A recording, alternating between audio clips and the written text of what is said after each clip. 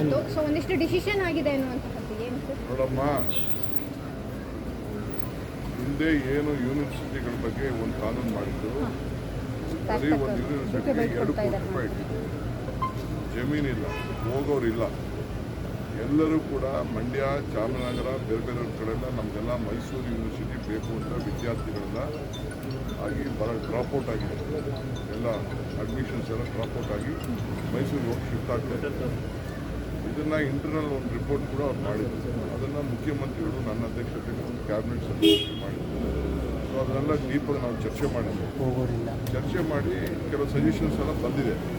So ಅದನ್ನು ನಾನು ಕ್ಯಾಬಿನೆಟ್ಗೆ submit ಮಾಡ್ತೀನಿ. ಚೀಫ್ ಮಿನಿಸ್ಟ್ರಿಗೆ ಬ್ರೀಫ್ ಮಾಡಬೇಕು. ಇನ್ನು ಬ್ರೀಫ್ ಮಾಡೋಕ್ಕಾಗಿಲ್ಲ. ಅದಾದಮೇಲೆ ಕ್ಯಾಬಿನೆಟ್ ಸಬ್ಮಿಟ್ ಮಾಡ್ತೀನಿ. ಸಬ್ಮಿಟ್ ಮಾಡಾದ್ಮೇಲೆ ಏನಿದೆ ಅನ್ನೋಂಥ ವಿಚಾರ ಅವಶ್ಯಕತೆ ಬಿದ್ದರೆ ಮುಗಿಸುವಂಥದ್ದು ಏನಾದರೂ ಆಗಲ್ಲ. ನಿಮ್ಮ ಮಾತುಗೆಲ್ಲ ನಾನು ಕುಡಿಯೋಕ್ಕಾಗಲ್ಲ. ನಿಮ್ಮ ಮಾತುಗೆಲ್ಲ ಬಾಯಿಂದ ಈಚೆ ಪದಗಳು ಬರೋಕ್ಕಾಗಲ್ಲ.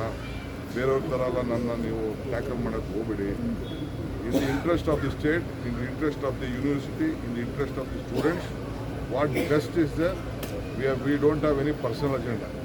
ನಮಗೆ ಮಕ್ಕಳು ಭವಿಷ್ಯ ಮುಖ್ಯ. ಅರ್ಥ ಆಯ್ತಾ? ಯಾರು ಲೆಕ್ಚರರ್ಸ್ ಯಾರು ಹೋಗಿ ಚಾಮರಾಜನಗರಕ್ಕೆ ಹೋಗಿ ತರಿಲ್ಲ, ಮಂಡ್ಯಕ್ಕೆ ಹೋಗಿ ತರಿಲ್ಲ. ಅವ್ರಿಗೆಲ್ಲ ಪೆನ್ಷನ್ಗಳು ತೊಂದರೆ ಆಗ್ತದೆ, ಸೀನಿಯಾರಿಟಿ ತೊಂದರೆ ಆಗ್ತದೆ ಅನ್ನೋದೆಲ್ಲ ಕೂಡ ಬೇರೆ ಬೇರೆಲ್ಲ ಇದಿದೆ. ಅದ್ರ ಬಗ್ಗೆ ಚರ್ಚೆ ಮಾಡಿದ್ದೀವಿ. ಸಜೆಷನ್ಸ್ ಬಂದಿದೆ. ಮಿನಿಸ್ಟರ್ಸ್ ಎಲ್ಲ ಅವ್ರ ಒಪಿನಿಯನ್ ತಿಳಿಸಿದ್ದಾರೆ. ಆಫೀಸರ್ಸ್ ಅವ್ರ ಒಪಿನಿಯನ್ ತಿಳಿಸಿದ್ದಾರೆ. ಕ್ಯಾಬಿನೆಟ್ಗೆ ಇಡ್ತೀನಿ. ಆಮೇಲೆ ನಿಮಗೆ ನಮ್ಮ ಲಾ ಮಿನಿಸ್ಟರ್ ಬ್ರೀಫ್ ಮಾಡ್ತೀನಿ.